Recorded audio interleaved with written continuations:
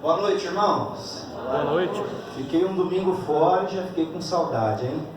Que bom estar aqui com vocês novamente. E que bom que nós estamos aqui também na casa do Senhor, na presença de Deus. E nós vamos dar continuidade na série de mensagens que nós estamos aí compartilhando durante esse mês, falando sobre os conflitos da vida. Nós já compartilhamos alguns temas muito importantes, que nós estamos aí já no quarto domingo agora dessa série.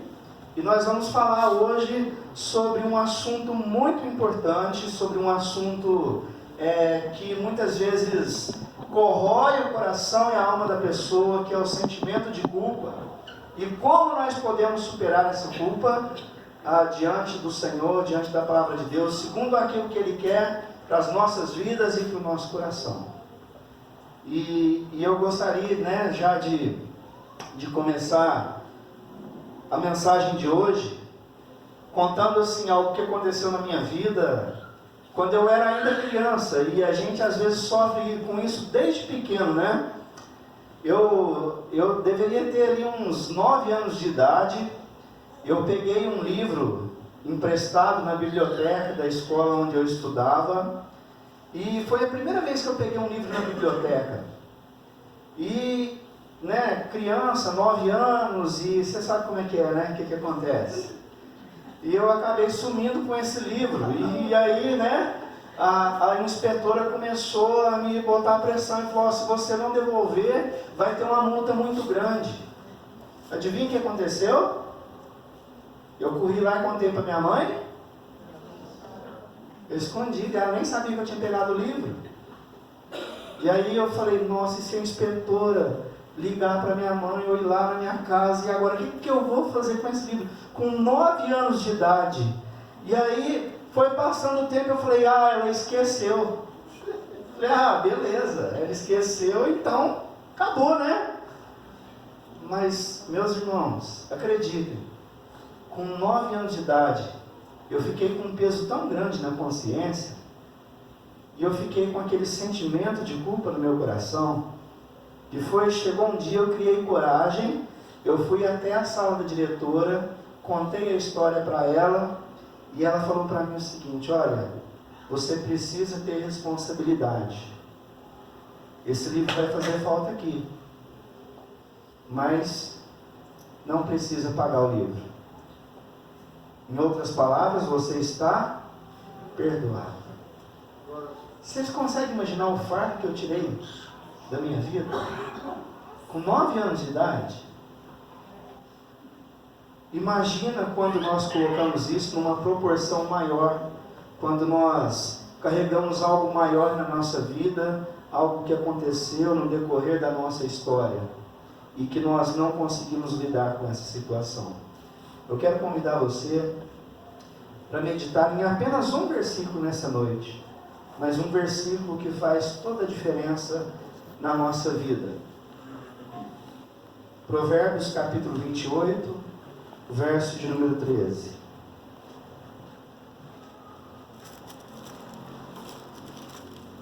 Se você tiver aí com a sua Bíblia, acompanhe. Se você não tiver, eu vou estar fazendo a leitura aqui.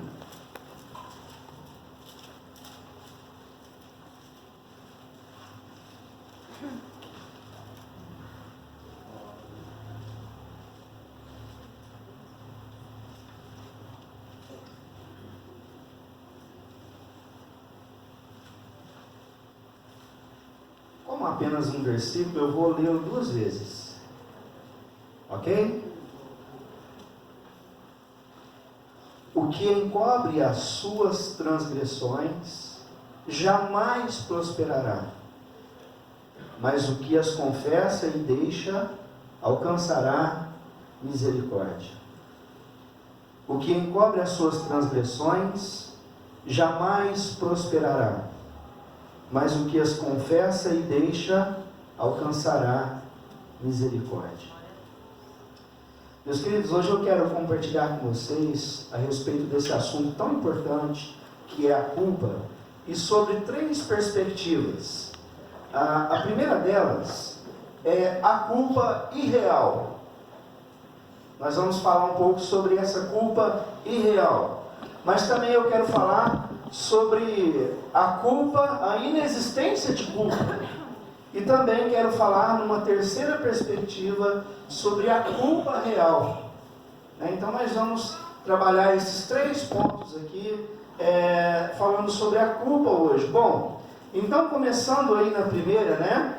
A culpa irreal, que nós podemos dizer assim nessa noite, essa culpa, ela é aquela que a pessoa não cometeu nenhum pecado, ou seja, ela não fez nada de errado, ela não fez nada, absolutamente nada, para que acontecesse alguma coisa ali, alguma situação, e essa pessoa, né, ela se sente culpada por aquilo que aconteceu, por alguma consequência. Na realidade, assim, ela está envolvida na história, de uma certa forma, mas ela não teve assim a culpa daquilo acontecer, mas ela carrega aquilo na vida dela, aquilo no coração dela. E eu acho que isso acontece muitas vezes, né? Eu passei, meu irmão passou por uma experiência que nenhum de nós gostaríamos de passar. Ele saiu do trabalho, estava indo embora para a casa dele. E quando ele chegou ali nas mediações ali do Parque do Horto, ele estava numa avenida, né, e um garoto de 12 para 13 anos, ele desceu uma das ruas ali do Parque do Horto, e ele virou de uma vez na avenida, e esse garoto bateu de frente com o carro do meu irmão. Esse menino foi socorrido, os médicos o levaram. Depois de uma semana, ele teve uma forte dor de cabeça, porque ele deu uma pancada ali no carro, e esse menino veio a falecer. Esse garoto veio a falecer. Na realidade, meu irmão estava envolvido naquela história, mas o menino não obedeceu à sinalização, ele não parou na esquina, a preferência era do meu irmão, mas aconteceu esse acidente fatal que tirou a vida daquele garoto de apenas 12 anos de idade. E esse sentimento de culpa, né? Apesar dele não ser o culpado, mas ele estava envolvido naquilo ali. Isso aí corroía, ou deve corroer ainda, não sei se ele conseguiu tratar disso. Mas uma coisa que estava corroendo o coração dele. E ele então tinha que lidar com isso todos os dias da sua vida e tem que lidar todos os dias da sua vida. Eu não sei, né, se você passa ou passou por alguma situação do tipo em que algo aconteceu, mas que você não teve culpa. Então nós chamamos disso de culpa irreal. A culpa não é da pessoa, mas ela carrega aquilo ali na vida dela como um peso. E nós precisamos nos livrar disso, nós precisamos nos libertar. Nós precisamos aprender a nos perdoar e a perdoar as pessoas também, para que nós possamos libertar desse fardo. Então, essa culpa ela é irreal, né? E uma segunda perspectiva é a inexistência de culpa. Isso aqui é uma coisa muito perigosa. A inexistência de culpa no sentido de que a mente ela fica cauterizada. E quando se comete erro, é como se não fizesse nada. Não é que não existe uma culpa. É que a pessoa, às vezes, ela está tão habituada naquilo ali que ela está fazendo, que ela não sente nada, né? É como se ela fosse cauterizada. Eu não sei se você acompanha noticiários, mas direto a gente ouve alguma história do tipo que os filhos, né? Eles, por algum motivo ali, eles usam droga ou alguma coisa do tipo e acaba tirando a vida dos seus próprios pais por causa de dinheiro, por causa de alguma coisa. Eu acho que você já viu alguma história assim. E aí quando ela vai ser interrogada, você percebe que parece que está tudo normal. É claro que eu estou pegando um exemplo aqui ao extremo, mas essa inexistência da culpa, ela vem nos pequenos detalhes da nossa vida. Essa inexistência da culpa também, nós podemos tratar com relação ao pecado. A achar que eu posso fazer tudo, eu posso fazer qualquer coisa, eu sou o dono da minha vida e agora eu vou fazer o que eu quero. É interessante como as pessoas estão vivendo hoje na nossa sociedade com relação ao compromisso com o Evangelho, ao compromisso com o Senhor Jesus Cristo e ao compromisso com a igreja. E aonde muitas pessoas do nosso meio, eu falo no meio cristão, vamos dizer assim, elas cometem algumas coisas como se aquilo fosse a coisa mais normal do mundo. E muitas vezes as pessoas tratam o pecado como se não existisse. Vou dar um exemplo. Como algumas pessoas que não se importam com o que tem postado nas redes sociais. É interessante que Paulo trata isso na carta aos Coríntios. Estava acontecendo algo lá naquela igreja e naquela cidade, aonde as pessoas, elas estavam comendo os restos de comida que tinham nos banquetes, mas esses banquetes, antes de ser liberado para as pessoas comerem, eles eram oferecidos a ídolos e faziam um culto ali. E aí, após terminar esse culto aos ídolos, aos falsos deuses, aquelas pessoas ali deixavam para que a população comesse. E algumas pessoas da igreja que eram necessitadas, que não tinham em casa o que comer muitas vezes, passavam lá e comiam daquelas mesas. Mas isso estava gerando um escândalo na igreja. Alguns irmãos viam aquilo e viam os irmãos comendo e diziam: olha, eles estão cometendo pecado. E aí Paulo fala o seguinte: olha, não, senhor, eles não estão cometendo pecado, porque quem fez as frutas, quem deu isso, quem deu aquilo, Deus é quem criou todas as coisas. Então aquelas comidas podem ser sim ingeridas. Mas Paulo fala assim: mas por causa de alguns irmãos que não acham correto, que estão escandalizando, então é melhor que não façam, é melhor que não comam, para não trazer um prejuízo para a vida daquele irmão. E muitas pessoas no nosso meio, no meio cristão, que não estão nem aí. Se as pessoas vão escandalizar com isso, com aquilo, a vida é minha, eu faço o que eu quero da minha vida. Não entenderam o propósito do Evangelho. Não entenderam o propósito de uma comunidade. Se alguma coisa escandaliza, se alguma coisa traz um prejuízo, se aquilo vai trazer um afastamento de alguns irmãos, então eu não devo fazer. Essa é a orientação de Paulo.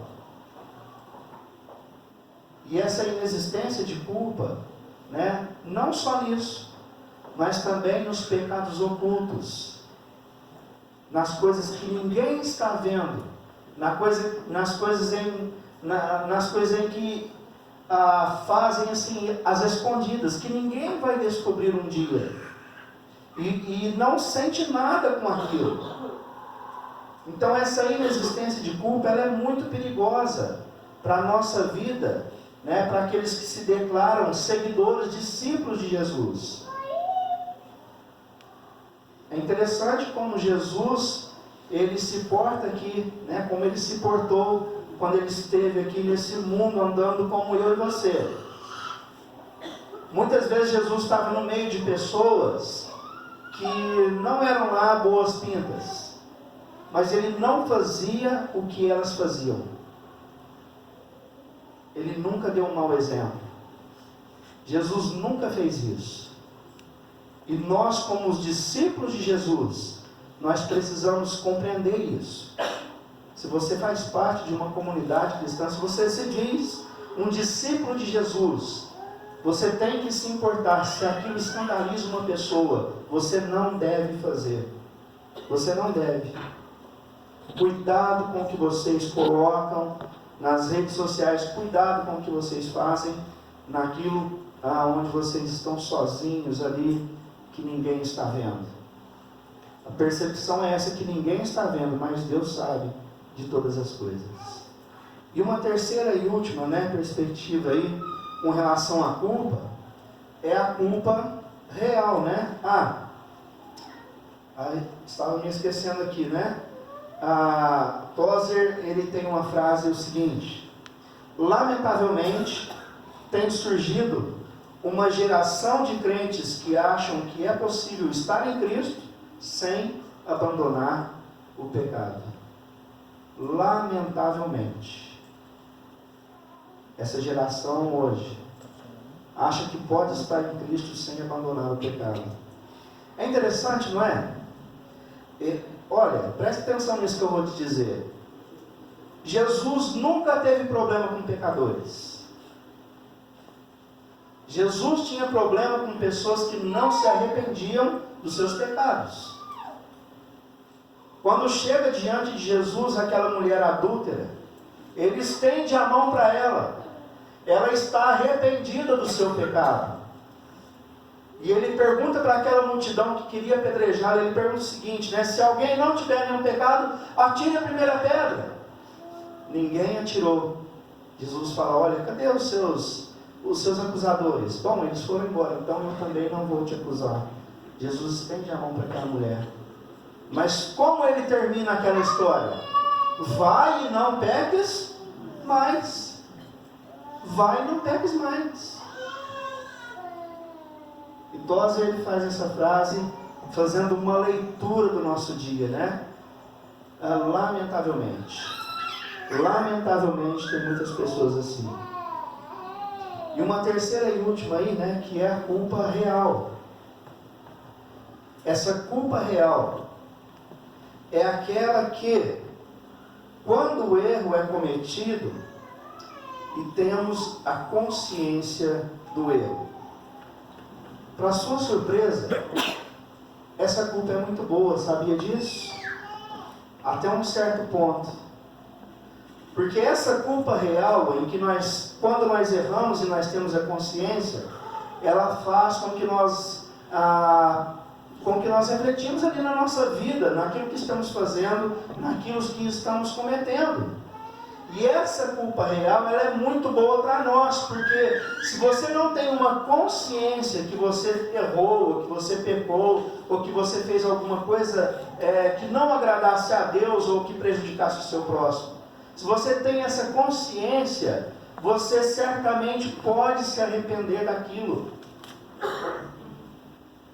Então essa culpa real, ela é necessária para nós. Então essa culpa irreal, ela traz um fardo em que nós não precisamos carregar. A inexistência de culpa cauteriza o nosso coração e nós muitas vezes mergulhamos no pecado sem sentir nada, mas a culpa real, ela nos traz a verdadeira realidade daquilo que somos como seres humanos. A palavra de Deus diz que não há um justo, nenhum sequer. Nem eu e nem você. Todos nós somos pecadores. E quando nós pecamos, nós precisamos reconhecer a nossa culpa e dizer: Deus, eu pequei mesmo. Deus, eu pisei na bola. Mas é interessante, né? Paul Tripp, ele diz o seguinte: a graça que o perdoa leva você para fora da escuridão e retira os fardos de culpa e vergonha de seus ombros. Essa culpa real faz a gente refletir, mas quando nós sentimos essa culpa, nós precisamos olhar para quem? Para Jesus. Isaías 53 diz que quando Jesus, ali era uma profecia do que ia acontecer, mas ele já disse que Jesus levaria sobre si as nossas dores, a nossa culpa e todo o nosso pecado. Então essa culpa real, ela faz nós pensarmos naquilo que fizemos, nos achegar diante de Jesus e aos pés da cruz. A graça que o perdoa levará você para fora da escuridão. E essa graça, ela retira os fardos de culpa, de vergonha dos seus ombros. Nós precisamos da graça de Deus, mas nós precisamos reconhecer os nossos erros. Mas nós precisamos também lembrar daquilo que Deus fala para nós: vai e não peques mais. Eu creio que hoje é um momento que Deus nos chama para abandonar aqueles pecados que nós achamos que está tudo bem, mas que você sabe que é pecado, que você sabe que desagrada a Deus, que você sabe que não está certo. Deus nos chama hoje para uma mudança de vida, e nós vamos conseguir isso aos pés da cruz. Provérbios, capítulo 28, verso 13, que nós lemos aqui, diz que aquele que encobre as suas transgressões jamais prosperará. Nós precisamos lembrar, irmãos, que prosperar aqui na palavra de Deus não é ganhar dinheiro. Prosperar é qualidade de vida, é o bem-estar, é a nossa paz interior e principalmente a nossa paz com Deus. A pessoa pode ganhar rios de dinheiro e não ser próspera. Ela é rica, mas não próspera. Ela pode ser rica, mas pode ser a pessoa mais infeliz do mundo. Se ela tiver paz com Deus, ela é uma pessoa próspera. Se ela tiver paz uns com os outros, ela é uma pessoa próspera. E aquele que encobre, aquele que joga a sujeira para debaixo do tapete, jamais terá essa paz. Mas graças a Deus que o versículo não termina aí. Ele diz: mas o quê? O que confessa e deixa, alcançará misericórdia. Você viu que precisa ter duas ações? Confessar e deixar, ou abandonar, lançar fora da sua vida. Que Deus possa nos abençoar, que nós possamos refletir nisso, mas que você possa hoje aqui deixar aos pés da cruz as suas culpas, as suas dores. Não importa o que aconteceu, meus queridos, quando nós confessamos e quando nós deixamos aos pés da cruz, Deus faz tudo novo. Deus faz tudo novo. E Deus conta de hoje para frente. Quero convidar você para fazer uma oração. Feche seus olhos. Feche seus olhos.